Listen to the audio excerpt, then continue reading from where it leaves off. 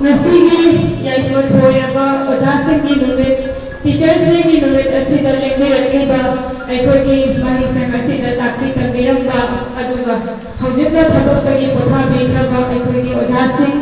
respected CRCC sir SMC President ni from Pubiriba akogi Kakapradeep respected Headmaster sir aiga hojik thabak pawinariba aikogi Madam Hoy sir sing akogi school ni haibada awalana amatta thibana matam punamakta akhoi mateng pakalana lagliba akhoi guardian si aduga ai nungsijaba mahairoi punamakku ahaba maktada ikot ma khonjari loinana ngasigi thawam asida tarama hose teachers dina lakpasida akhoi school gi ojana phammaga discuss kaunare hada chahi badi akhoi retire olaba oja sing aptandi akhoi invite tawjaraga makoi bu ikai khonraga uchage hana maramdi matamdagi hauna akhoi oja sing na yamna kanna panabiramaga akhoi school se kamai to bana chaphat kani kamaina migi mamanga mai pa kani haibu sindo yamna hoda diramagi mahaina akhoi na ngasi sigi phibam sida yoga mamlakpani aduna amuktadi ikai khunajage haibagi wakhalo namaga loinana akhoi na invite tawjaruba matamda oja sing nasu yamna harau labirane aduga ngasigi thoram sida saruk yanaba lengbirakpase akhoi na maktadi laibak yam thaibani haina lojaiba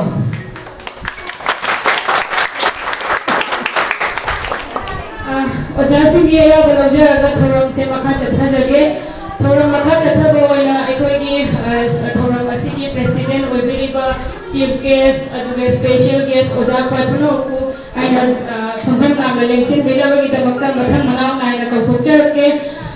ahanba oina akhoi thoram asigi ngasigi thoram asigi president aduga akhoi school gi SMC gi president su oibiriba akhoi Kakapradeep ko ahanba maktada phangam lama lengsin bedaga lengsin dari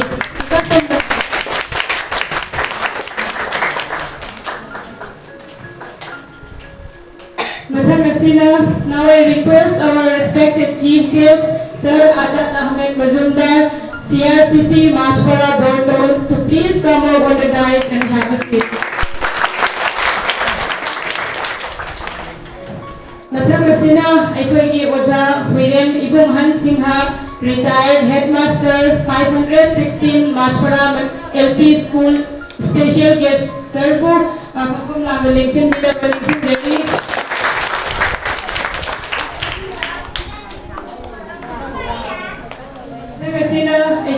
Ojani Priyam Sachiprabha Devi, retired assistant teacher, Maspara Manipuri ME School, special guest Ngasigi Pampam Langalingsin, Bidabalingsin Jali.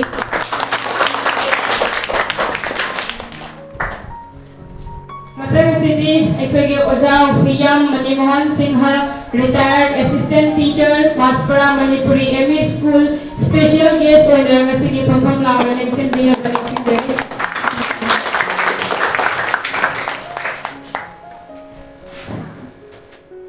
Mathamasina, Ekwegi Oja Rambam Kubeshwar Singha, retired Assamese language teacher, Oja Busu special guest Ngasigi Pampam Langalingsin, Bidabalingsin Jali.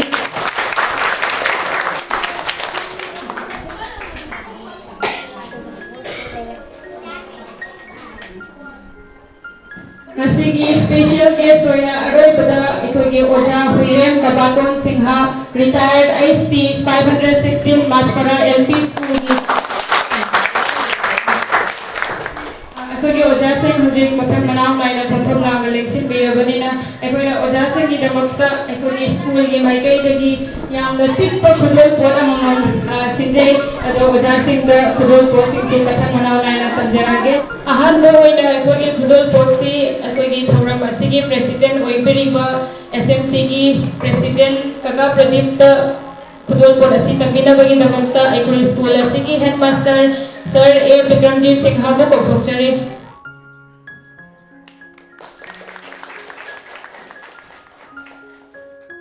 ꯑꯩꯈꯣꯏꯒꯤ chief gas ꯑꯃꯗꯤ ꯑꯩꯈꯣꯏꯒꯤ special gas ꯑꯣꯏꯅ ꯂꯦꯝꯕꯤꯔꯛꯂꯤꯕ ꯑꯣꯖꯥꯁꯤꯡꯗ ꯑꯩꯈꯣꯏꯒꯤ ꯁ꯭ꯀꯨꯜꯒꯤ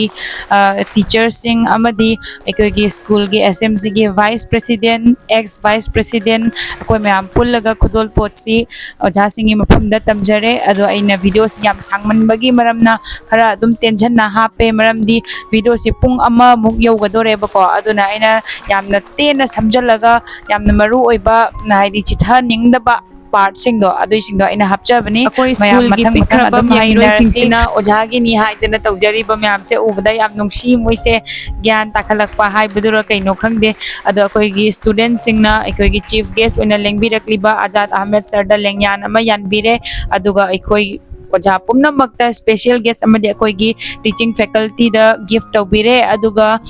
ꯗꯦꯕꯤꯇꯥ ꯑꯃꯗꯤ ꯃꯥꯒꯤ ꯃꯅꯥꯎꯅꯨꯄꯤ ꯁ꯭ꯔꯙꯥꯅ ꯋꯥꯜ ꯀ꯭ꯂꯣꯛ ꯑꯃ ꯑꯩꯈꯣꯏꯒꯤ ꯁꯔꯗ ꯂꯥꯏꯕ꯭ꯔꯦꯔꯤꯗ ꯊꯦꯠꯅꯕ ꯈꯨꯠꯁꯤꯟꯅꯖꯔꯦ ꯃꯊꯪꯁꯤꯗꯤ ꯑꯩꯈꯣꯏꯅ ꯁ꯭ꯔꯗꯙꯥꯟꯖꯂꯤ ꯑꯃꯗꯤ ꯃꯩꯔꯥ ꯆꯨꯈꯠꯄꯒꯤ ꯊꯧꯔꯝꯁꯦ ꯄꯥꯡꯊꯣꯛꯅꯕ ꯑꯣꯖꯥ ꯃꯌꯥꯝꯗ ꯅꯤꯡꯁꯤꯡꯖꯔꯦ ꯑꯩꯈꯣꯏꯒꯤ ꯍꯦꯗ ꯃꯥꯁꯇꯔ ꯑꯣꯖꯥ ꯕꯤꯀ꯭ꯔꯝꯅ ꯋꯦꯜꯀꯝ ꯁ꯭ꯄꯤꯆ ꯑꯃ ꯉꯁꯤꯒꯤ ꯊꯧꯔꯝꯁꯤꯒ ꯃꯔꯤ ꯂꯩꯅꯅ ꯄꯤꯕꯤꯔꯦ ꯚꯤꯗꯤꯑꯣꯁꯤ ꯃꯇꯦꯛ ꯑꯃ ꯔꯦꯀꯣꯔꯗ ꯇꯧꯔꯝꯗ꯭ꯔꯦ ꯑꯗꯣ ꯁꯔꯒꯤ ꯁ꯭ꯄꯤꯆ ꯂꯣꯏꯔꯒ ꯃꯊꯪꯁꯤꯗꯤ ꯋꯦꯜꯀꯝ ꯁꯣꯡ ꯑꯃ ꯑꯉꯥꯡꯁꯤꯡꯗꯒꯤ ꯇꯥꯃꯤꯟꯅꯔꯁꯤ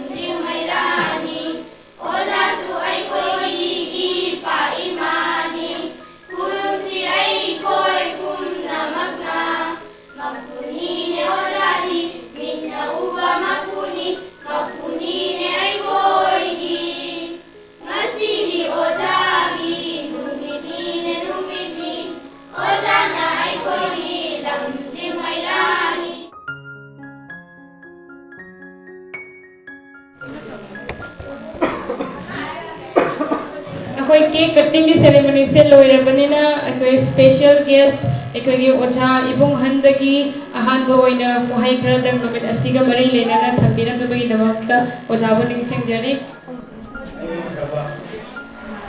ꯑꯩꯈꯣꯏ ꯚꯥꯔꯠ ꯏꯃꯥ ꯂꯩꯕꯥꯛꯀꯤ ꯃꯍꯩ ꯃꯁꯤꯡꯒꯤ ꯌꯨꯝꯅꯤ ꯍꯥꯏꯕ ꯇꯥꯔꯕ ꯗꯣꯛꯇꯔ ꯑꯕꯄꯜꯂꯤ ꯔꯥꯙꯥꯀ꯭ꯔꯤꯁꯅꯟꯕꯨ ꯑꯩꯈꯣꯏꯒꯤ ꯑꯣꯖꯥ ꯏꯕꯨꯡꯍꯟꯅ ꯃꯃꯜ ꯌꯥꯝꯂꯕ ꯄꯥꯎꯇꯥꯛ ꯃꯌꯥꯝ ꯑꯃ ꯊꯝꯕꯤꯔꯝꯂꯦ ꯑꯗꯨꯕꯨ ꯚꯤꯗꯤꯑꯣꯁꯦ ꯃꯄꯨꯡ ꯐꯥꯅ ꯑꯩꯅ ꯍꯥꯞꯄ ꯉꯝꯖꯗ꯭ꯔꯦ ꯑꯩꯈꯣꯏꯒꯤ ꯁ꯭ꯀꯨꯜꯒꯤ ꯐꯦꯁꯕꯨꯛꯀꯤ ꯄꯦꯖꯇ ꯑꯩ ꯐꯨꯜ ꯚꯤꯗꯤꯑꯣꯗꯣ ꯊꯥꯡꯒꯠꯆꯔꯛꯀꯦ ꯃꯌꯥꯝ ꯌꯦꯡꯃꯤꯟꯅꯁꯤ ꯃꯊꯪ ꯑꯁꯤꯗꯤ ꯑꯩꯈꯣꯏꯒꯤ ꯑꯣꯖꯥ ꯍꯨꯏꯔꯦꯟ ꯕꯕꯥꯇꯣꯟ ꯁꯤꯡꯍꯕꯨ ꯉꯁꯤꯒꯤ ꯇꯤꯆꯔꯁ ꯗꯦꯒꯤ ꯊꯧꯔꯝ ꯑꯁꯤꯒ ꯃꯔꯤ ꯂꯩꯅꯅ ꯋꯥꯍꯩ ꯈꯔ ꯊꯝꯕꯤꯅꯕ ꯑꯣꯖꯥꯕꯨ ꯅꯤꯡꯁꯤꯡꯖꯔꯤ ꯉꯁꯤ ꯃꯁꯄꯨꯔꯥ ꯃꯅꯤꯄꯨꯔꯤ ꯁ꯭ꯀꯨꯜ ꯑꯣꯖꯥꯁꯤꯡꯅ ꯁꯤꯜ ꯂꯥꯡꯗꯨꯅ ꯑꯣꯖꯥꯒꯤ ꯅꯨꯃꯤꯠ ꯍꯥꯏꯕ ꯊꯧꯔꯝ ꯑꯁꯤ ꯄꯥꯡꯊꯣꯛꯏꯕꯁꯤꯒꯤ ꯑꯍꯥꯟꯕꯃꯛꯇ ꯑꯩꯅ ꯉꯁꯤ ꯑꯣꯖꯥꯒꯤ ꯅꯨꯃꯤꯠꯀꯤ ꯃꯔꯤ ꯂꯩꯅꯅ ꯑꯩꯈꯣꯏꯒꯤ ꯚꯥꯔꯠꯀꯤ ꯔꯥꯁꯇ꯭ꯔꯄꯇꯤ ꯑꯣꯏꯕꯤꯔꯝꯕ ꯁꯔꯕꯄꯇꯤ ꯔꯥꯙꯥꯀ꯭ꯔꯤꯁꯅꯟꯕꯨ ꯑꯩꯅ ꯁ꯭ꯋꯥꯒꯇ ꯀꯠꯆꯔꯤ ꯂꯣꯏꯅꯅ ꯉꯁꯤꯒꯤ ꯊꯧꯔꯝ ꯑꯁꯤꯒꯤ ꯄꯨꯡ ꯃꯈꯣꯏ ꯑꯣꯏꯔꯤꯕ ꯆꯤꯐ ꯒꯦꯁ ꯑꯃꯗꯤ ꯑꯇꯩ ꯑꯣꯖꯥꯁꯤꯡ ꯄꯨꯝꯅꯃꯛꯄꯨ ꯑꯩꯅ ꯏꯀꯥꯏ ꯈꯨꯝꯅꯖꯔꯤ ꯂꯣꯏꯅꯅ ꯃꯥꯡꯗ ꯂꯩꯔꯤꯕ ꯁ꯭ꯀꯨꯜ ꯑꯣꯖꯥꯁꯤꯡ गार्जियनसिंह और छात्र छात्री पुनमक्कु अꯩꯅ ꯏꯀꯥꯏ ꯈꯨꯝꯅꯖꯔꯤ ꯑꯁꯤ ꯑꯣꯖꯥꯒꯤ ꯅꯨꯃꯤꯠ ꯍꯥꯏꯔꯤꯕꯅꯤꯅ ꯑꯩ ꯑꯣꯖꯥꯒꯤ ꯃꯔꯝꯗ ꯑꯩ ꯊꯝꯖꯔꯝꯒꯦ ꯑꯩꯈꯣꯏꯒꯤ ꯑꯣꯖꯥ ꯍꯨꯏꯔꯦꯟ ꯕꯕꯥꯇꯣꯟ ꯁꯤꯡꯍꯅ ꯅ꯭ꯌꯨ ꯑꯦꯖꯨꯀꯦꯁꯟ ꯄꯣꯂꯤꯁꯤꯒꯤ ꯃꯇꯥꯡꯗ ꯏꯟꯐꯣꯔꯃꯦꯁꯟ ꯃꯌꯥꯝ ꯑꯃ ꯄꯤꯕꯤꯔꯝꯕꯇ ꯅꯠꯇꯅ ꯄꯦꯔꯦꯟꯠꯁ ꯑꯃꯗꯤ ꯇꯤꯆꯔꯒꯤ ꯃꯔꯛꯇ ꯂꯩꯔꯤꯕ ꯔꯤꯂꯦꯁꯟꯁꯤꯞꯀꯤ ꯃꯇꯥꯡꯗꯁꯨ ꯄꯥꯎꯇꯥꯛ ꯃꯌꯥꯝ ꯑꯃ ꯄꯤꯕꯤꯔꯝꯃꯦ ꯑꯩꯈꯣꯏꯒꯤ ꯑꯣꯖꯥ ꯃꯌꯥꯝꯅ ꯊꯝꯕꯤꯔꯝꯕ ꯌꯥꯝꯅ ꯚꯦꯂꯨꯑꯦꯕꯜ ꯑꯣꯏꯕ ꯋꯥꯍꯩ ꯃꯌꯥꯝꯗꯨ ꯑꯩꯅ ꯚꯤꯗꯤꯑꯣꯁꯤꯗ ꯂꯣꯏꯅ ꯍꯥꯞꯆꯅꯤꯡꯕꯅꯤ ꯑꯗꯨꯕꯨ ꯃꯇꯝ ꯇꯦꯟꯕꯒꯤ ꯈꯨꯗꯣꯡꯆꯥꯗꯕ ꯈꯔ ꯂꯩꯕꯅ ꯍꯥꯞꯆꯕ ꯉꯝꯖꯗ꯭ꯔꯦ ꯑꯩꯈꯣꯏ ꯍꯧꯖꯤꯛ ꯂꯟꯆ ꯕ꯭ꯔꯦꯛ ꯑꯣꯏꯅ ꯇꯧꯔꯦ ꯑꯩꯈꯣꯏꯒꯤ ꯒꯥꯔꯖꯤꯌꯟꯁꯤꯡꯅ SMC ꯃꯦꯝꯕꯔꯁꯤꯡꯅ ꯄꯨꯜꯂꯒ ꯈꯦꯆ꯭ꯔꯤ ꯑꯃꯗꯤ ꯉꯧꯊꯣꯡ ꯆꯥꯅꯕꯒꯤ ꯁꯤꯟꯕꯤꯔꯦ ꯑꯗꯨꯒ ꯀꯦꯛꯀ ꯑꯗꯒꯤꯗꯤ ꯑꯊꯨꯝ ꯑꯍꯥꯎ ꯃꯌꯥꯝ ꯑꯃꯁꯨ ꯑꯩꯈꯣꯏꯒꯤꯗꯃꯛꯇ ꯁꯦꯝꯕꯤꯔꯦ ꯑꯗꯨꯒ ꯑꯩꯈꯣꯏ ꯏꯆꯦ ꯃꯌꯥꯝꯁꯤ ꯌꯦꯡꯉꯨ ꯅꯨꯡꯁꯤꯗ꯭ꯔꯥ ꯃꯈꯣꯏꯅꯅꯤ ꯂꯣꯏꯅ ꯇꯧꯔꯤꯁꯦ ꯑꯗꯣ ꯃꯌꯥꯝ ꯄ꯭ꯔꯣꯒ꯭ꯔꯥꯝꯁꯤ ꯃꯈꯥ ꯇꯥꯅ ꯑꯃꯨꯛ ꯍꯧꯔꯁꯤ ꯃꯌꯥꯝ ꯑꯩꯈꯣꯏ ꯍꯧꯖꯤꯛ ꯂꯟꯆ ꯕ꯭ꯔꯦꯛꯁꯨ ꯂꯣꯏꯔꯕꯅꯤꯅ ꯄ꯭ꯔꯣꯒ꯭ꯔꯥꯝꯁꯦ ꯍꯧꯅꯕ ꯇꯧꯖꯔꯒꯦ ꯑꯗꯣ ꯑꯍꯥꯟꯕꯗ ꯑꯩꯈꯣꯏꯒꯤ SMCꯒꯤ ꯃꯦꯝꯕꯔꯁꯤꯡ ꯑꯗꯨꯒ ꯒꯥꯔꯖꯤꯌꯟꯁꯤꯡꯅ ꯌꯥꯝ ꯐꯖꯅ ꯑꯩꯈꯣꯏꯒꯤ ꯄꯤꯖ ꯄꯤꯊꯛꯀꯤ ꯊꯧꯔꯝꯁꯦ ꯁꯤꯟꯕꯤꯈ꯭ꯔꯦ ꯑꯗꯨꯅ ꯑꯩꯈꯣꯏ यामना थागतचरी एसएमसी की मेंबरसिंग अदुगा गार्जियनसिंग को अदो ngasi program की अहानबा पार्टना आइना कंडक्ट तौजरे अदुगा अखोगी आगामसिंग सु खरा हैहौनबगी दमक्ता प्रोग्राम कंडक्ट तौबसे आगामसिंग दा खरा ताकपिरे अदो मोइसु खरा हैदबे दौना आइना मोइना तौहलेबको अदुना आई माइक से अखोगी क्लास 8 की स्टूडेंट पूर्णिमा चंगोला क्लास 8 की पूर्णिमा अदुगा क्लास 8 की स्टूडेंट नि मासु याइफाबा सिंहा लाओ माने अदुना अगर रिसीदा आइना माइक से कुछ नजर के अदुगा मथन ताबो कल्चरल प्रोग्राम सिंगो अगर रिसीदादी मथन बनावना येमिनेर सिंगो मुंजई में आपको आई गेमिंग पूर्णिमा देवी कवि आई क्लास की महिला आई नंगसी प्रोग्राम की होसा जगनी मुंजई में आपको आई गेमिंग हैवा सिंगा कवि आई सु क्लास की महिला अदुगा आई नंगसी चे पूर्णिमा की कोर्स हो जगनी अहान मोटे जाए का हिमचंगाई ओरिबा कोई भी स्पेशल गेस्ट होने लेंबी लपीबा और जाए बुढ़ा जाको बात तो कोई कौन तो मुंजई लोइना लोइना एसएमसी की कका प्रदीप अमदी अखोगी स्कूल की हेडमास्टर अमसुंग अखोई को तापी तबीबा ओजापुर हुआ आइना इकोनोना खुलंगरी प्रोग्राम असी हौना मदरसी अहान ददा क्लास 3 की दिव्या देवी इसे सपिता बगी तवक्त को जोचे मैं अपना लोग खुलंगरी यह की दिव्या देवी कवि अयहा मात्रा में प्रेमी स्कूल की अमुक से बिकामलों के महिला यमानी अयहा ने नसी सच्चा बदल पे इसे ऐसे की में अभी पर आगाम पंक्ति हाने लगने रखनु इसे ऐसे सच्चा पंक्तंदा सोच बला की बियार बसों में अपना हमने काफी कनी अभी पर आगाम पंक्ति हाने लगने रखनु चुप चुप चुप चुप चुप चुप चुप चुप अभी पर आगाम पंक्ति हाने लगने रखनु चुप चुप चुप चुप चुप चुप चुप Ipitru, ikali, anangnya hai bang simali, anangnya pasing thau kani, anangnya hai bang simali, anangnya pasing thau kani, pa khutba jani, ken thi jani, angang dabung amni hai na subiramadi.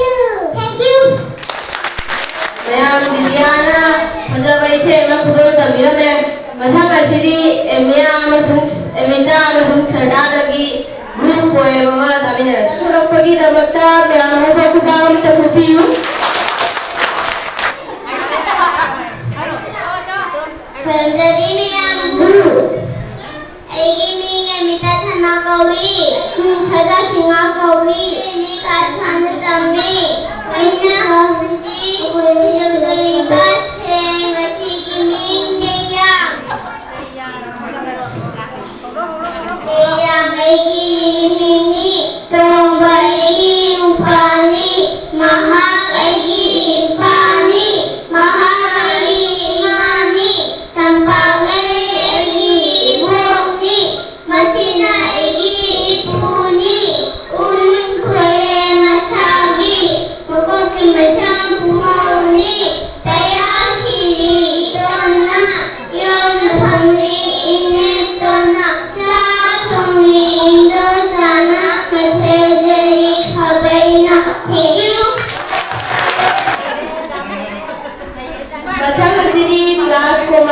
सिस्टीबु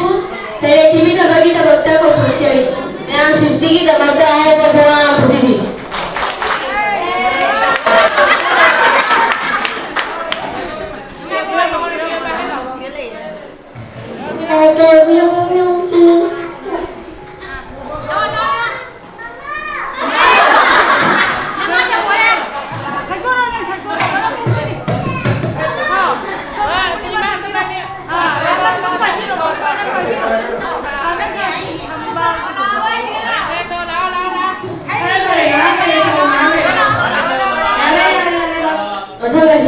miss नादगी poem अमा ताबिरसी ma'am miss नाथुरा बगी दबक्ता अहो बकुबा तबुबियो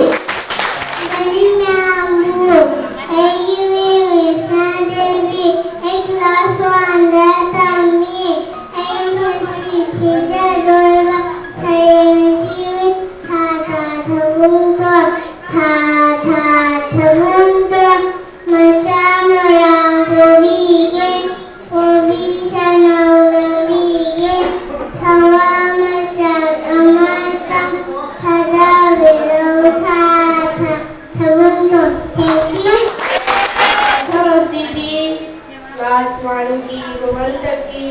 सही रंगों तामिल रसी मैं आप लोगों की दबक्ता हो बबुआ फुटियो मैं बबुआ खुरंजरी आई के मिंग रोहन सिंह कवी आई नमसी हिजर बस सरेंग असरी के मिंगी असंबा अतेंगा ला असगम तामी मांगी मखोंसु सामी पान पंदले नलेनाचा अंगोथरोंगा nganu ki mapong yam na teli chabe chabe chati ising manung na mga lugar khamle kari buchari ba thank you मैं आप लोगों का सजाओ पोएम थिरा में मधुर सिरी चेपुरी मामसु वहाँ की ग्रुप को चोचरी पूर्णिमा रसे ऐसा मनी अधूरा ऐसा की ग्रुप को जब साबी न बगी दबक्ता को पूछे mayam angang singsina sari ba isai si thabal chongjage na na na na na kaino hai ba isai dune ba ko ado aina music se hapata ga di copyright ki issue khara lakadra khallaga music se aina lokthok chabani ekoi gi school gi facebook page ka aina soidana full video happy rakani mayam mai minasi चेपुरी मामसु वहाँ की घूमना हजारों मेटे की जगह बबुआ नबीरा में मधुर सिरी special vocal performance की दबक्ता विश्वजीत को चोचरी मंजरी में हमको आई के मिंग विश्वजीत सिंह कवी आई क्लास 8 तमी आई ना उजी उधर कदोरी में मकोरसी तो कभी सीखता है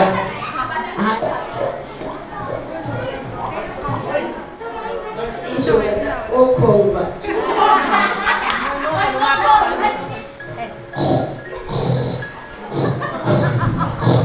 हम सुबह से वाह खोगा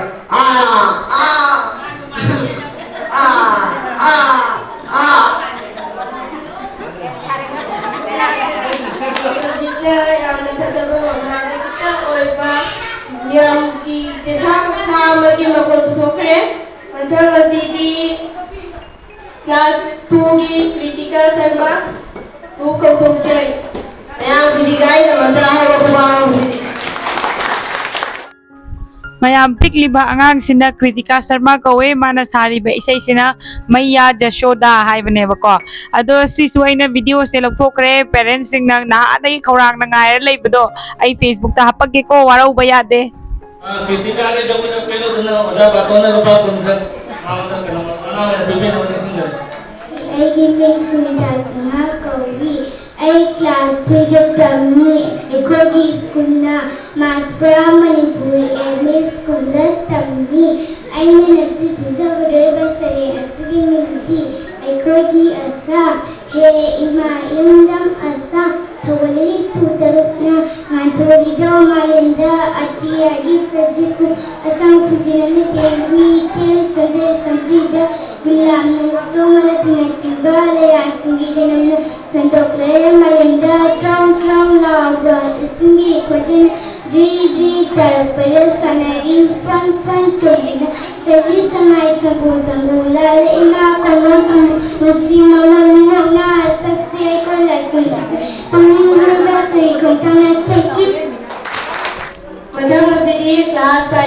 ꯃꯉꯥꯟꯗꯒꯤ ꯏꯁꯩ ꯑꯃ ꯇꯥꯃꯤꯟꯅꯔꯁꯤ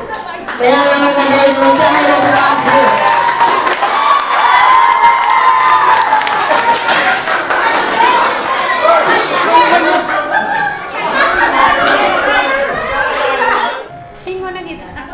Cuộc sống loài mít hoa nhà chiều chiều cùng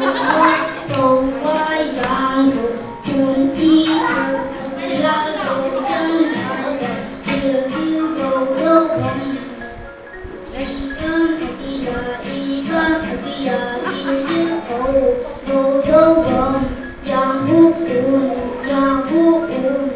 cô chấm lại và chiều chiều cầu đâu vòng nào đi đây chơi chơi đi đây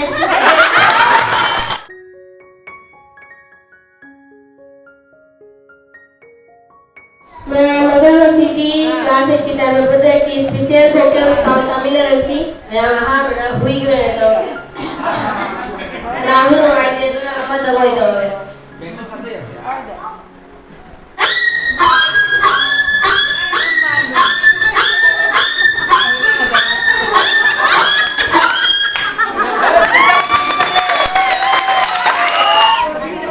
Divya आदित्यकी जवळ मम्मी कामण्यारसी दिव्या दिदीला बताओ को खुदालो बुद्धि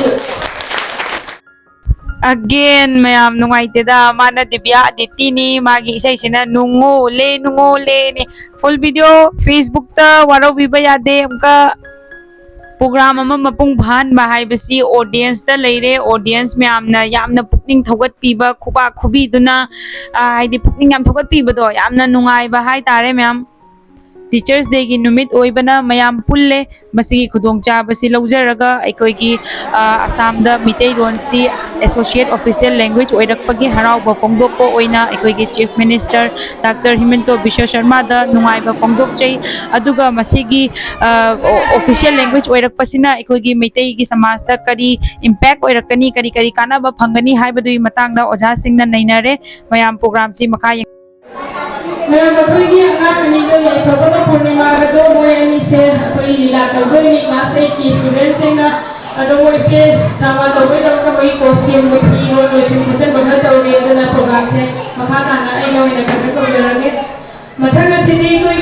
pamhayma singha class 5 tagi solo song ama tani na si may pamhayma ito magka ako mo kumama na kumiyo आई नी conference Sinha आई class 5 ता तामी आई ने ngasi sekta kadawi ba ise sigi mi pungning lausing gi pukai oina ba chung balamdi gi mai kai tak piro khangda ba pang bai mai khum hang na ba pibiro mangal naida ngal hau na ba Adam yang matanga sini class 16 ini lagi solo dance sama kang yeminarsi mayam dini dapat ta ako ko kumama tagumi kasi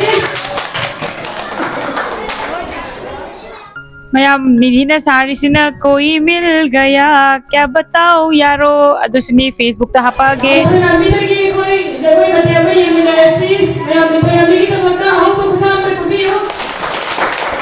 mayam linthoi ngambina sari bajagoi sina le jale ja adune ko bol choria do Facebook ta hapage waro wayade Francis ki katiya ngalo wayan may kalaw kung tawsare ado matang sini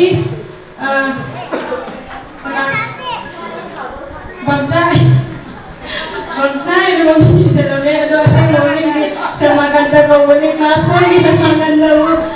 isa iya ba namin na kasi mawala yung maganda yung nakota ako kumang Anjali namu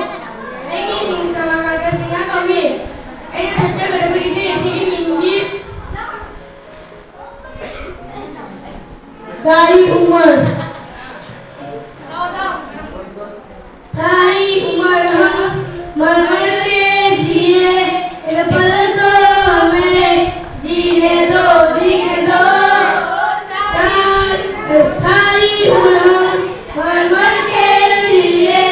इस पल तो हमें जीने दो ला ला ला ला ला ला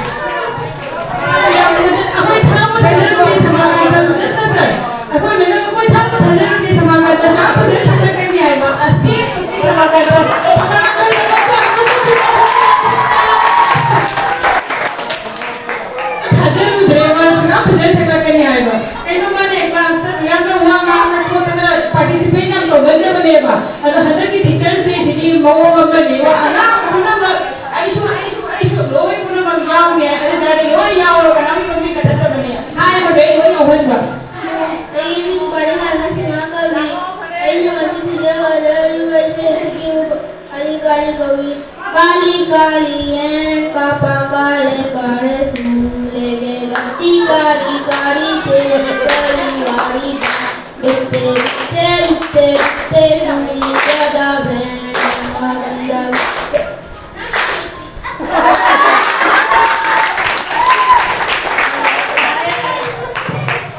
Ninja loy na siga thongya ka sei sakpa da na perform ka bose ko ni manung ni gal ang thong ka ne ai to ko ngam ni hai ba ni adu jo khala ta ko su la adi phale na hai ba hai ta ba loy sa ka ni tak ta ni adu hita srishti ka sai srishti ka no hita da ko sani ha ko to kana ko emita na cham cham ne ko sani hai ije na ni ta wo su la pa ngai ko na aroi go performance ama dance performance seminar si emita lao mayam emitana huzik jagoi sare basi cham cham cham cham cham cham haireba yamna nungai gibani mai video se ado background music lathok ki base yam din nungai tre ai Facebook ta hapakke warau ba yade ko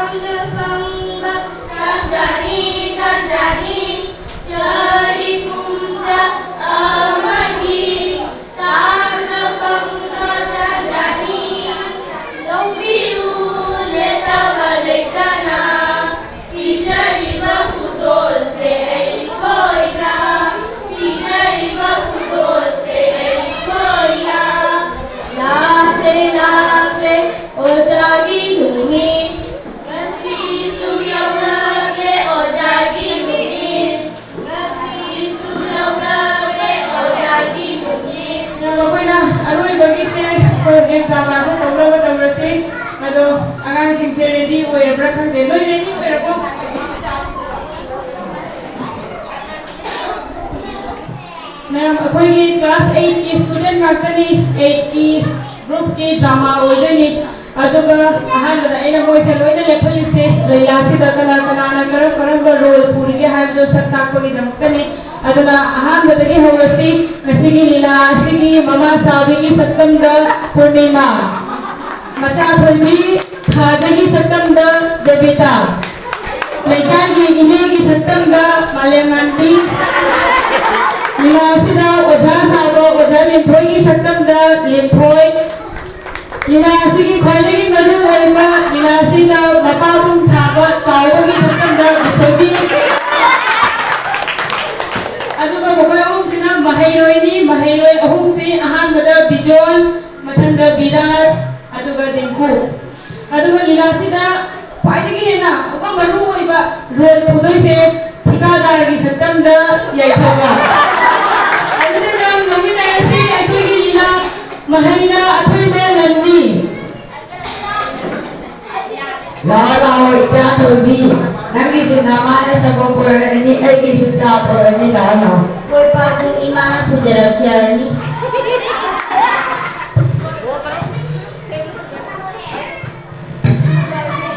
Naik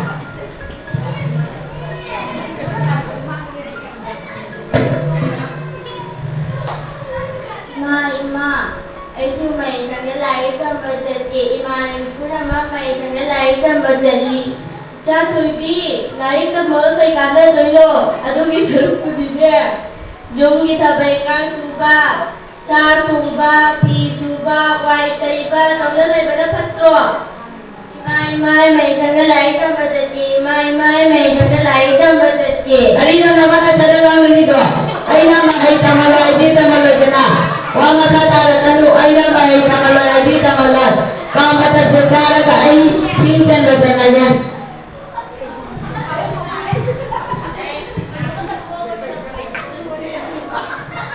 Ay sinsan ka sa kanya. Saan ko kalaran na sila? Dahil na napamong lahay siya. Siya, asi, ito po ay napamong na tsaka na pero kanina tsaka na tututigit. Ay naman isang lalay ang batati, haraga mo yung suam sa tabi de. Ay wag ka lang naman, ay ang kong ninyo asuro na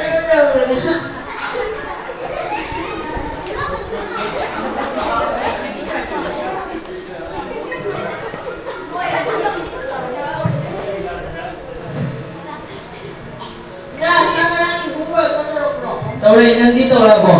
Tauray, ako nandito ako. Ay siya tauray. Jerry, koy na tapi kasi nungay ka. Nungay. Kasi wala na nungay. Nandito nungay na tayo. Mali ka, umulat din sinagatalay lahi. Ay, dito. Anay sa labo ah. Baray, sige. Ay, sige na hungan tarabo ah. Ay, sige. Ato, hindi kaya hindi. Jume lagi isibu nipan lagi mari khaduraga maga oirane subro ai jume angan sa ngara jijena tabi do ni jangi bo jangi jije atu di jije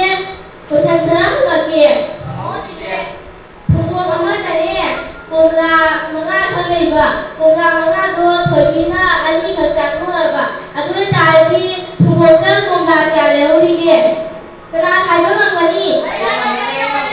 nan khana khaibo siri yaman kre nan khaibo Mali. kita nan khaide nan khaibo mali ahum thoi ahum khaibo ahum jume ye sa noi na ha chugal paramu oi tije kay habi ni angan sa na haleku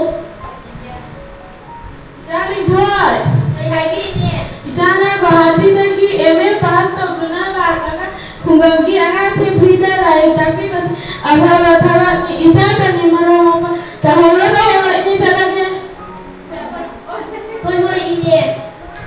angan sa hono to tawagala pe ko ngasi gidi suti imu cica bener le wai sichen ge ima cehai ge upon money के का ये तुझे भी बोलो खंगरो कंगी मार ने गुवाहाटी दे लागने MA पास हो रखने अगा सुनो लाई तक पीली पैसा सो हम द लोगी हाय इमा सारे ने ना माता मांगा निंदे जो सरपुरी लाई तक बतती इमा पुरी ना बाबू ना लगा में तो बा कुसुंगा में बाबू ना लाई तक बतती इमा Icha tu bila sujata ni to bilo sibu थारे सिरा परे रूपा पुला अंगांग लगे दोगा ये थारे के phare phare chalura pare lababu halaki ni na tana halawo ओई माई ए माई संगे लाड़ी तम बचदनी इमा बाबाई bye bye ऐसी दरो चिता लो ठोकी के अनन साला बुआ Baray, sige. ना जिजेरा हुआ किथा कुदा तो ला बुआ काय काय योगे होय होय साई सिगा फमो अनन सा माना थाजन असी लगी नोइगा पुना लाई तबुनी Sige, ito masya pa kayo doon. ngasi masing thiba oiga tamlani थाजा दगी हाना हगगे थाजा दगी मफुत की मसाई जांपाली माइनस bu am da ki bahai kana थाजा ꯃꯥꯏꯀꯩꯒꯤ ꯃꯁꯥꯁꯦ ꯃꯁꯤꯡ ꯊꯤꯗꯣꯏꯅꯤ ꯍꯣꯏ ꯆꯤꯆꯦ ꯏꯆꯦꯗ ꯄꯨꯟꯅ ꯍꯥꯏꯁꯤꯀꯣ ꯍꯣꯏ ꯆꯤꯆꯦ ꯑꯃ ꯑꯅꯤ ꯑꯍꯨꯝ ꯃꯔꯤ ꯃꯉꯥ ꯃꯈꯨꯠꯀꯤ ꯃꯁꯥ ꯀꯌꯥ ꯄꯥꯜꯂꯦ ꯃꯉꯥ ꯑꯉꯥꯡꯁꯥ ꯁꯗꯥ ꯀꯥꯁꯜꯂꯦ ꯅꯣꯏꯒꯤ ꯈꯨꯃꯟ ꯈꯤꯇꯪ ꯄꯤꯊꯔꯛꯑꯒꯦ ꯑꯉꯥꯡꯁꯥ ꯈꯨꯃꯟꯁꯦ ꯇꯧꯔꯛꯀꯗꯕꯅꯤꯀꯣ ꯐꯔꯦ ꯉꯁꯤꯒꯤꯗꯤ ꯁꯨꯇꯤ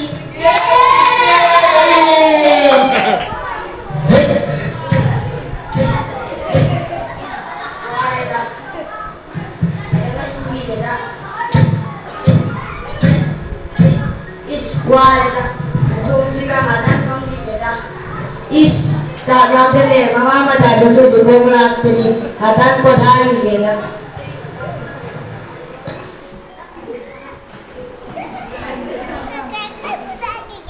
बाबू ओ लोला गो चा तुलबी जमेला ने चकीनो करी जांग नो बाबू यागे हाँ ब्रो अखोइजु यामना वाइदा पोचिंगदा तांगलक्पना मरोना पैसाजु जामना फंगदे थारा पैसाना कोनदेने ओए होए ngasi ta thikai la ju la khani ngasi di kara phangdai dai और तारिका दाना कने आईडी खरा हुआ बकोनी Lasi ta da thikai la rusula ali लो से लगे jawo oh लगी सिंगल रहो alo ya tada यानो tada punna ya kai ni mapun manga tawlabani mapun amala tara tawlabani tada होए तुझे सिंग से मसिंग थी aw tada Kanino ija to bisena lai ba sega mangota kholi sena और चावल high-low चुमे oi tada सिंग से पुन yang khai ni mapun manga ni mapun amala tara की है alo tada kya tho वो क्या तो चाहे ada ada uditi nu jawi jawani na lupa tare lo tada ए चावल अदुरी जामले अदु शरो पुरी नंगी सुमान दबा ई सुमान दबा लुपा बना इधर से oi tada tada adu lupa kya tada kya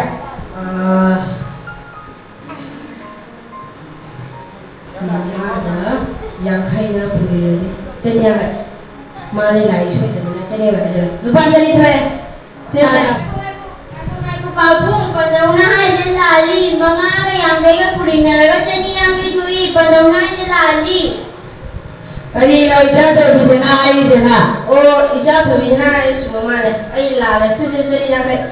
ए हे सिंगलो वो थारा के oi tada जो पेदा इस मजा में भी लाई के ले रे ija to bisena ka ye mai ta nuga Oi babu इजा तो बिजिना ने लारी का चक्की हाइदे ने अखोई मनाते लेबा मनी ले काई के लिखोइनो अदुगो ने तमलवे पैसा सोम तलौते Jatuh bi nababung yang langgare enna mahai tangge tangge ayana nababung na tamarone base nasi lagi di aku tangge minor तो बदल नहीं आता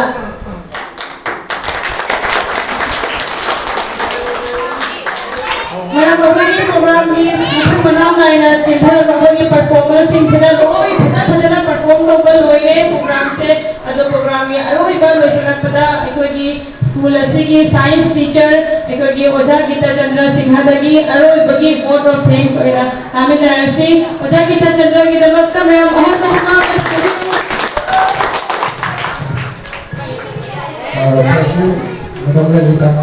Masih kalau masih ada kita tinggal sama Paul deh, lagi yang pasal ini tahu deh, kok kawan-kawan lah perkara program sebelum isai saya ada ini zaman cipa kayak apa pun deh. Yang mana masih program masih pun khazana martabak na bersih juga seru ya begini orang sih ada ini masih dekat kau langsung ada itu ada dia ada itu apa yang sih presiden tu apa lagi ꯑꯗꯒꯤꯗꯤ ꯑꯩꯈꯣꯏꯒꯤ ꯑꯣꯖꯥꯁꯤꯡ ꯄꯨꯝꯅꯃꯛꯀꯣ ꯁꯔꯚꯤꯁꯟ ꯑꯃ ꯆꯥꯎꯍꯟꯈ꯭ꯔꯦ ꯑꯗꯨꯒꯤꯗꯃꯛꯇ ꯅꯨꯡꯉꯥꯏꯖꯔꯛꯀꯦ ꯑꯗꯨꯗꯨꯅ ꯄꯨꯝꯅꯃꯛꯄꯨ ꯉꯁꯥꯏꯁꯤꯗ ꯁꯔꯨꯛ ꯌꯥꯕꯤꯈꯤꯕ ꯑꯗꯒꯤꯗꯤ ꯑꯩꯈꯣꯏꯒꯤ ꯄꯦꯔꯦꯟꯁꯁꯤꯡ ꯒꯥꯔꯖꯤꯌꯟꯁꯤꯡ ꯌꯥꯝ ꯊꯋꯥꯏ ꯌꯥꯎꯗꯅ ꯑꯩꯈꯣꯏꯒꯤ ꯆꯥꯕ ꯊꯛꯅꯕ ꯀꯩꯀꯥ ꯍꯣꯠꯅꯕꯤꯈꯤꯕ ꯑꯗꯨꯒꯤꯗꯃꯛꯇ ꯌꯥꯝꯅ ꯊꯦꯡꯛꯁ ꯑꯗꯒꯤꯗꯤ ꯑꯩꯈꯣꯏꯒꯤ ꯒꯤꯐꯠ ꯀꯩꯀꯥ ꯃꯌꯥꯝ ꯄꯤꯕ ꯌꯥꯝ ꯊꯋꯥꯏ ꯅꯨꯡꯉꯥꯏꯔꯦ ꯑꯗꯨꯅ ꯑꯩꯈꯣꯏꯅ ꯍꯔꯥꯎꯖꯔꯦ ꯑꯗꯣ ꯑꯣꯖꯥ ꯄꯨꯝꯅꯃꯛꯀꯤ ꯃꯥꯏꯀꯩꯗꯒꯤ ꯑꯗꯒꯤꯗꯤ ꯑꯩꯈꯣꯏ ꯑꯉꯥꯡꯁꯤꯡ ꯑꯩꯈꯣꯏꯒꯤ ꯁ꯭ꯄꯦꯁꯦꯜꯂꯤ ꯑꯣꯏꯅ ꯑꯩꯈꯣꯏꯒꯤ ꯑꯉꯥꯡꯁꯤꯡꯁꯤꯅ ꯉꯁꯤ ꯄꯤꯈꯤꯕ ꯄꯨꯝꯅꯃꯛꯇ ꯌꯥꯝ ꯊꯃꯣꯏ ꯁꯦꯡꯅ ꯅꯨꯡꯉꯥꯏꯕ ꯑꯃ ꯐꯥꯎꯖꯔꯦ ꯑꯗꯨꯒ ꯑꯩꯈꯣꯏ ꯑꯉꯥꯡꯁꯤꯡꯁꯤꯒꯤ ꯐꯖꯕ ꯊꯕꯛꯁꯤꯡꯁꯦ ꯎꯔꯒ ꯑꯗꯨꯛꯀꯤ ꯃꯇꯤꯛ ꯅꯨꯡꯉꯥꯏ ꯃꯊꯪ ꯆꯍꯤ ꯑꯇꯩꯁꯨ ꯐꯖꯅ ꯄꯥꯡꯊꯣꯛꯅꯕꯒꯤꯗꯃꯛꯇ ꯍꯣꯠꯅꯅꯤ ꯀꯣ ꯑꯗꯨꯅ ꯑꯁꯤꯅ ꯍꯥꯏꯖꯔꯒ ꯑꯩꯈꯣꯏꯅ ꯄꯨꯝꯅꯃꯛꯄꯨꯒꯤ ꯊꯧꯔꯝ ꯑꯁꯤ ꯂꯣꯏꯁꯤꯟꯅꯕꯒꯤꯗꯃꯛꯇ ꯍꯥꯏꯖꯔꯤ ꯑꯔꯣꯏꯕꯗ ꯃꯌꯥꯝꯅ ꯁꯛꯈꯪꯕ ꯇꯧꯁꯤꯀꯣ ꯃꯌꯥꯝ ꯄꯨꯟꯅ National Anthem Sangha, Hotel and Los